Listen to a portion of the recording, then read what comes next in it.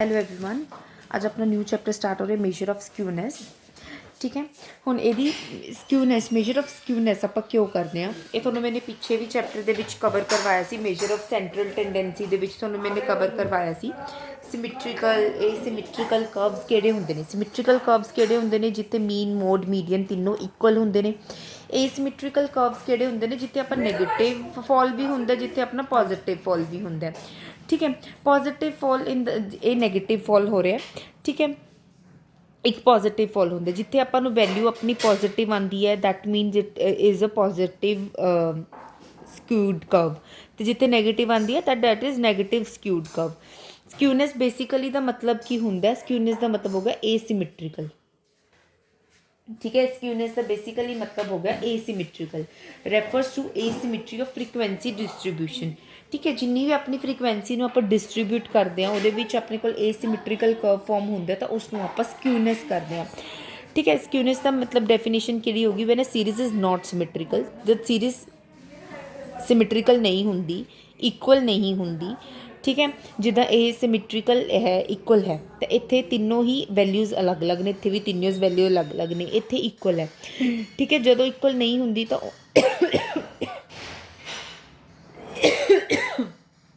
उसनों आपां एसिमैट्रिकल ते सिक्यूर्ड बोलते हैं। ठीक है, जो आप देखते जो देखो mean is greater than median is greater than mode तो that is mean by positively skewed distribution. की मतलब कि मीन तो ये सब तो ज़्यादा ग्रेटर पॉजिटिव दे विच की होएगा मीन ग्रेटर होएगा सब तो ज़्यादा, तो नैगेटिव दे विच की होएगा मीन सब तो ज़्यादा ਸਮੋਲਰ ਹੋਏਗਾ। ਨੋਰਮਲ ਤੇ ਸਿਮੈਟ੍ਰੀਕਲ ਡਿਸਟ੍ਰੀਬਿਊਸ਼ਨ ਦੇ ਵਿੱਚ ਤਿੰਨੋਂ ਚੀਜ਼ਾਂ ਇਕੁਅਲ ਹੋ ਜਾਂਦੀਆਂ ਨੇ। ਠੀਕ ਹੈ, ਇਹ ਸੇਮ ਚੀਜ਼ ਹੀ ਦੇ ਰੱਖੀ ਹੈ ਤੁਹਾਨੂੰ। ਇੱਕ ਵਾਰ ਅਗਰ ਤੁਹਾਨੂੰ ਮੈਂ ਦੱਸ ਸਕਦੀ ਹਾਂ ਦੱਸ ਦਿੰਦੀ ਹਾਂ। ਲੈਕ of symmetry or skewness is a frequency distribution is due to the existence of longer tail on one side. ਇੱਕ ਜਦੋਂ ਟੇਲ ਸੇਮ ਸਾਈਡ 'ਤੇ ਬਣ ਰਹੀ ਹੈ ਦੈਟ ਮੀਨ ਇਜ਼ ਸਿਮੈਟ੍ਰੀਕਲ। ਅਗਰ ਲੌਂਗਰ ਸਾਈਡ ਇੱਕ ਸਾਈਡ 'ਤੇ ਬਣ ਰਹੀ ਹੈ ਲੈਫਟ ਜਾਂ ਰਾਈਟ ਸਾਈਡ 'ਤੇ ਤਾਂ ਸਿਮੈਟ੍ਰੀਕਲ ਹੁੰਦਾ। If the larger tail is on the right side, that it is mean that on the right side we say the distribution is a positively skewed, whereas the longer tail is on the left side then it is मतलब ਹੁਣ ਆਪਾਂ negative ਆਪਾਂ graph plot ਕਰਦੇ ਹੋ ਨਾ ਤੁਸੀਂ, ਇੱਧਰ ਕੀ ਹੁੰਦੀਆਂ ਨੇ ਪੋਜ਼ਿਟਿਵ ਵੈਲਿਊਜ਼, ਇੱਧਰ ਕਿਹੜੀਆਂ ਹੁੰਦੀਆਂ ਨੇ ਨੈਗੇਟਿਵ ਵੈਲਿਊ। ਤਾਂ ਅਗਰ ਇੱਧਰ ਰਾਈਟ ਹੈਂਡ ਸਾਈਡ ਫॉल ਕਰ ਰਿਹਾ ਤਾਂ ਇੱਥੋਂ ਯਾਦ ਕਰ ਲਓ that it is mean positively skewed. ਅਗਰ ਲੈਫਟ ਸਾਈਡ ਵੋ ਕਰ ਰਿਹਾ ਤਾਂ ਲੈਫਟ ਮਤਲਬ ਨੈਗੇਟਿਵ ਸਿਕਿਊਰਡ ਆਏਗਾ। ਠੀਕ ਹੈ, ਇੱਥੇ ਦਿੱਤਾ ਹੋਇਆ ਇਹ ਚੀਜ਼ ਤੁਹਾਨੂੰ। ठीक है, सिमैट्रिकल डिस्ट्रीब्यूशन की होंगी है। सिमैट्रिकल डिस्ट्रीब्यूशन मतलब जिथे मीन मोड मीडियन तीनों इक्वल होंगे ने। पॉजिटिवली दे विच मीन अपना वध होंदा मीडियन नालों, फिर वध होंदा मोड नालों, इहदे विच ओपोजिट हो जाता है। ओके, फिर की अपना difference between dispersion and skewness. Dispersion की होंदा, the difference between dispersion and skewness is very silky and slippery, yet we need to differentiate the two for very clear and vivid understanding। अगर अपन ध्यान नाल समझना ना तो अपन इन्हां दोनों नूं, अगर इन्हां दे डिफरेंस समझना तो अपन ध्यान नाल इन्हां नूं अंडरस्टैंड करना आना चाहिए। Dispersion considers the amount of variation, whereas skewness is concerned with the direction of variation। Dispersion किहदे नाल आपां किन्ने चेंजेस आ रहे ने कि फ्रीकुएंसी ਦੇ ਵਿੱਚ ਕੀ ਚੇਂजेस ਆ ਰਹੇ ਨੇ। ਤੇ ਜਿਹੜਾ ਆਪਣਾ ਸਕਿਊਨੈਸ ਹੁੰਦਾ ਉਹ ਆਪਾਂ ਕਿਹਦੇ ਨਾਲ ਕੰਸਰਟ ਕਰਦੇ ਆ ਕਿ ਵੇਰੀਏਸ਼ਨ ਦੀ ਡਾਇਰੈਕਸ਼ਨ ਕਿੱਧਰ ਵੱਲ ਜਾ ਰਹੀ ਹੈ, ਪੋਜ਼ਿਟਿਵ ਜਾਂ ਨੈਗੇਟਿਵ ਵੱਲ। In simple words measure of skewness rest upon the amount of dispersion, ਕਿ ਕਿੰਨਾ ਆਪਣੇ ਕੋਲ ਡਿਸਪਰਜਨ ਦਾ ਅਮਾਊਂਟ ਆਇਆ ਉਹ ਤੋਂ ਬਾਅਦ ਆਪਾਂ ਆਪਣਾ ਗ੍ਰਾਫ ਨੂੰ ਪਲਾਟ ਕਰਦੇ ਹਾਂ। ਫਿਰ ਆਪਾਂ ਦੇਖਦੇ ਹਾਂ ਕਿ ਆਪਣੀ ਮਤਲਬ ਸਕਿਊਨੈਸ ਪੋਜ਼ਿਟਿਵ ਹੈ ਜਾਂ ਨੈਗੇਟਿਵ ਹੈ। Dispersion is concerned with the variability of the items among themselves or around the central value। या तो central value नाल dispersion आप कैलकुलेट करते हैं या आप कैलकुलेट करते हैं भी वेरियस आइटम्स को कंसीडर करके। डिस्पर्जन का मतलब वही होंगे ना, अपन पिछले चैप्टर पढ़ के आए सारा। On the other hand, skewness relates to the degree and direction of variation of the amounts, मतलब direction of variation देखता है on the both side of the central value। Dispersion is measured from the first or second central movement or moment about the mean, whereas skewness is measured from the third central movement and moment about the mean। मतलब ਇਹਦੇ ਵਿੱਚ ਕੀ ਹੈ, first ਤੇ second movement ਹੁੰਦਾ ਮੀਨ ਦਾ, ਇਹਦੇ ਵਿੱਚ ਕੀ ਨਾ ਹੁੰਦਾ ਥਰਡ ਤੇ। ਠੀਕ ਹੈ, ਇਹਦੇ ਵਿੱਚ from the third movement of the mean. ठीक है, मेजर ऑफ स्क्यूनेस के दो मैथड्स होंगे ने, एब्सोल्यूट मेजर ऑफ स्क्यूनेस ते relative measure of skewness. Absolute measure of skewness आप किमें कैलकुलेट करते हैं, S K is equal to mean minus mode. SK is equal to mean minus median, तीन मैथड्स होंगे ने ये मीडियन माइनस मोड। पर ਇਹਦਾ मेन मतलब अगर आप ਇਹਦਾ कह दईए ना डिसएडवांटेजिस इसका ਤਾਂ ਹੁੰਦਾ क्योंकि आप अगर अपने को डिफरेंट सीरीज़ आ गई ना तो उन्होंने डिफरेंट यूनिट्स आ गई, उन्होंने आप नहीं कंपेयर कर सकते। आप अगर डिफरेंट यूनिट्स आप कंपेयर करना होंगे तो आप की करते हैं कोफिशिएंट, तो पिछले चैप्टर के मैंने क्लीयर किया ये चीज़, ठीक है। तो ये सब तो बड़ा ड्रॉबैक होंगे कि अगर आप किसी चीज़ की जिमें आप different units in the sense आप कह लीए केजीज है, एक आपू लीटर्स के एक आपू मीटर्स, आप इन्हों कंपेयर नहीं कर सकते। तो ये आप एब्सोल्यूट मेजर ऑफ स्क्यूनेस इसनों आप प्रैक्टिकली नहीं यूज़ करते, ठीक है। It can't be use as a practical in a practical form, sorry. Positive and negative signs will show the direction of skewness and the difference will be shown to the extent of skewness। अगर ਇਹਦਾ positive result आंदा ਤਾਂ positive बन जाता है, negative आंदा ਤਾਂ negative। The absolute measure of skewness are not useful because of the following reasons। ਇਹ ਕਿਉਂ ਨਹੀਂ use ਹੁੰਦਾ ਤਾਂ ਆਪਾਂ ਪੜ੍ਹਦੇ ਹਾਂ। Absolute measures are shown in the unit of value of the distribution and therefore are not useful in making comparison with the distribution। तो की होंगे वैल्यू ऑफ डिस्ट्रीब्यूशन तो आप इहदे नाल मेजर करते हैं तो ये प्रॉपर आप कंपैरिजन नहीं कर सकते डिस्ट्रीब्यूट्स नूं, क्योंकि डिफरेंट यूनिट्स वही वाली गल होगी ना, different units of value given होंदियां ने डिफरेंट सीरीज़ दियां, तो we can't compare it with the different units. If it is possible to have similar skewed curves but one in one distribution the value of mean median mode may be quite large whereas the value of may be other, तो मतलब ये same चीज़ है, एक ज़्यादा हो सकती है, इन्हों की डिस्ट्रीब्यूशन एक घट हो सकती है, ठीक है। तो ये अपने ये वाला फिर method relative measure of skewness ये आप यूज़ करते हैं। चार मैथड्स होंगे ने the Karl Pearson, the Bowley coefficient of skewness, the Kelly coefficient of skewness, measure of skewness based on moments. तो आप उन्हें अगे स्टडी करांगे। जो कार्ल पियर्सन है ये अपना फॉर्मूला बेस होंगे है मीन मीडियन मोड पे। The ball coefficient of skewness यदा फॉर्मूला बेस होंगे अपना क्वार्टाइल्स के बेसिस पे होंगे, ठीक है। जो अपना कैले कोफिशिएंट ऑफ स्क्यूनेस है ये अपना बेस होंगे मतलब अपने डिसाइल्स परसेंटाइल्स इसके बेसिस पे होंगे, ठीक है। हुण आप सब तो पहले आप फस्ट रीड करांगे। ये चैप्टर के यही सिर्फ 3 मैथड्स ने जो थोनों आएंगे, ठीक है। नैक्सट आप करने सब तो फस्ट मैथड अपना Karl Pearson's coefficient of skewness, ठीक है। सब तो पहला थोनों स्क्यूनेस का मतलब पता होना चाहिए। मेरा मतलब पढ़ाने का ही होंगे कि थोनों पर्टिकुलर एक टर्म का मतलब पता हो that what is dispersion, what is skewness, what is positive, what is coefficient, what is mean median mode, why we are calculating this, मतलब ठीक है। आप क्यों कैलकुलेट कर रहे हैं, what is Karl Pearson's coefficient of skewness, तो उन्होंने सोचना ना पवे। इंडिविजुअल सीरीज़ क्यों है, डिस्क्रीट सीरीज़ क्यों है, कॉन्टीन्यूअस की है चीज़, ठीक है। सब थोनों अंडरस्टैंड होना चाहिए, एक चीज़ का थोनों मतलब पता होना चाहिए, ठीक है। तो ये आप Karl Pearson's coefficient of skewness आप कितना कैलकुलेट करते हैं। Coefficient of skewness mean minus mode upon ये आपको 3 चीज़ों की median, mean median mode and standard deviation जिन्होंने आप एवं करते हैं, ठीक है। एक आप कैलकुलेट कर लें कोफिशिएंट ऑफ स्क्यूनेस। हूँ इन्हों क्यों कहा गया क्योंकि इन्हों आप डिफरेंट इंडिविजुअल सीरीज़ में डिफरेंट यूनिट्स नाल आप की कर सकते हैं, इसनों कंपेयर कर सकते हैं। दैट वी क्यों आप इसका कोफिशिएंट नाम लगा रहे हैं। जो अपने को मोड आपको पता नहीं होंगे, इल डिफाइंड होंगे, तो आप ये वाला फॉर्मूला लगा सकते हैं 3 bracket mean minus median upon standard deviation. जो अपना the results obtained with the help of these formula can vary between plus minus 3 only theoretically, but in practice it really exceeds plus minus। मतलब बहुत हद तक ये 1 तो ऊपर जाता है। अगर थियोरेटिकली आप इसनों प्लस माइनस तो ऊपर कर सकते हैं कंसीडर, बट अगर आप प्रैक्टिकली इन्होंने क्वेश्चन आंसर देखोगे ना तो 0 तो फॉल ही करेगा, 1 तो घट ही आंसर आएगा, ठीक है। नैक्सट अपने को फस्ट क्वेश्चन है, आप स्टार्ट कर रहे हैं। Karl Pearson's coefficient of skewness with individual observation.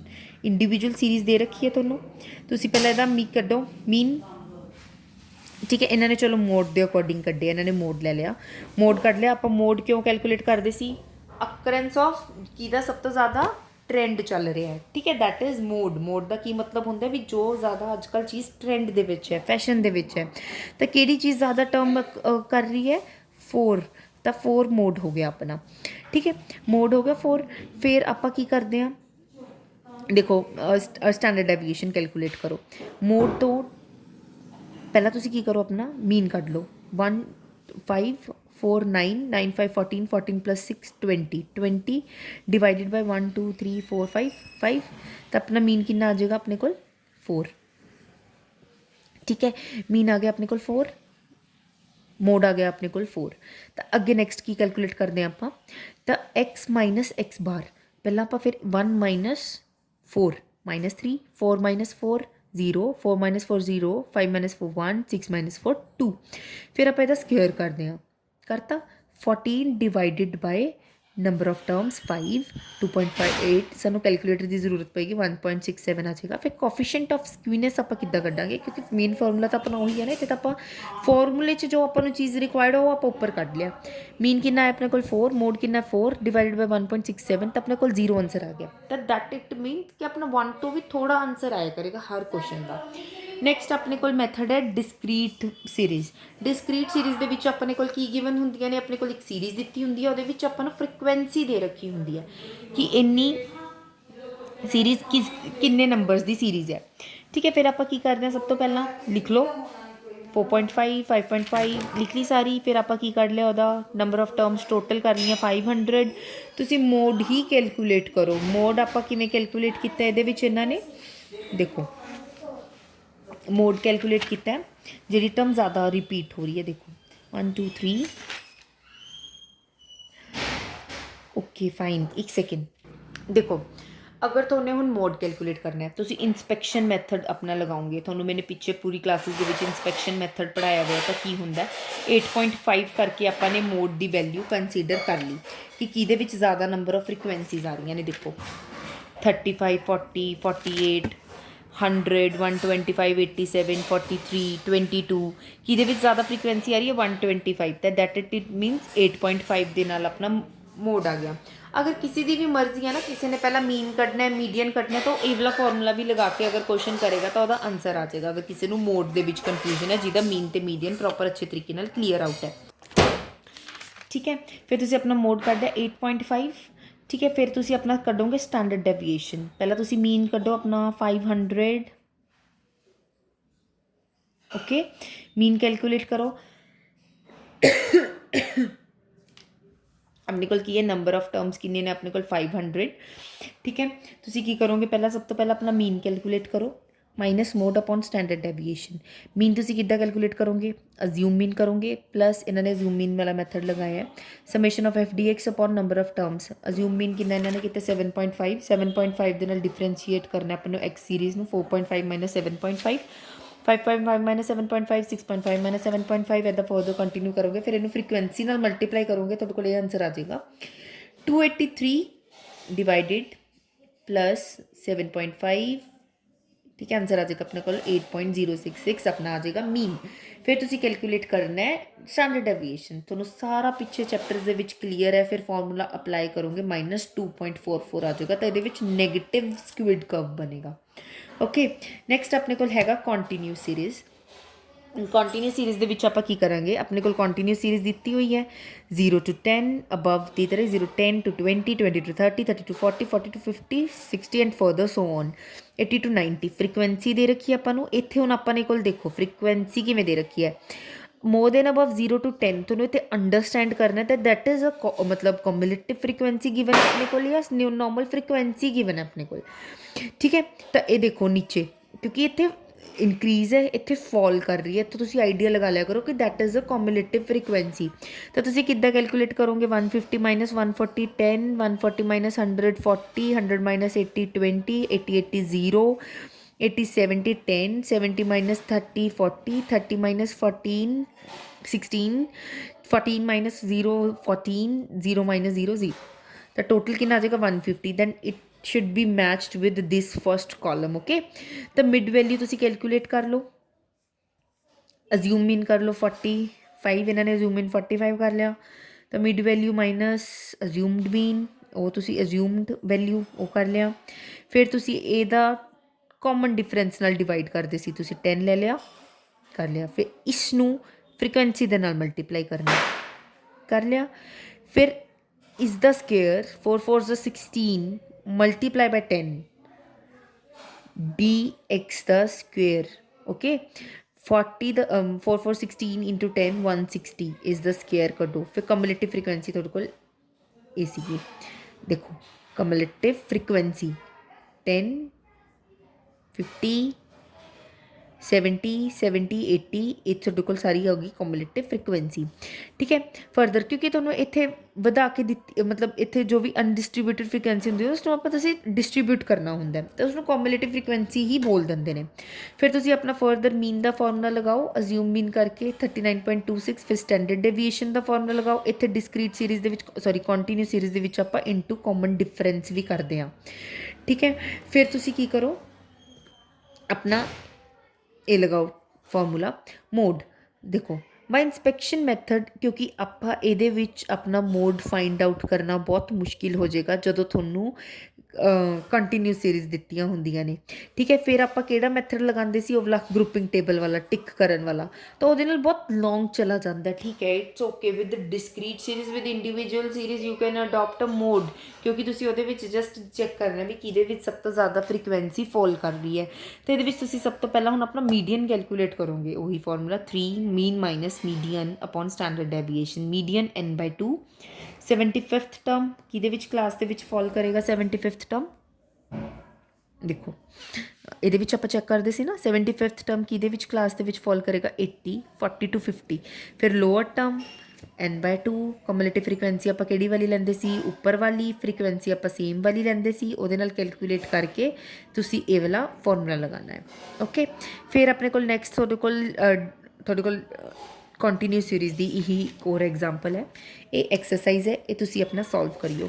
Next ਆਪਾਂ ਫਰਦਰ ਕਲਾਸ ਦੇ ਵਿੱਚ ਸਟਾਰਟ ਕਰਾਂਗੇ ਪੋਲਿਕ coefficient of skewness. Okay, thank you so much.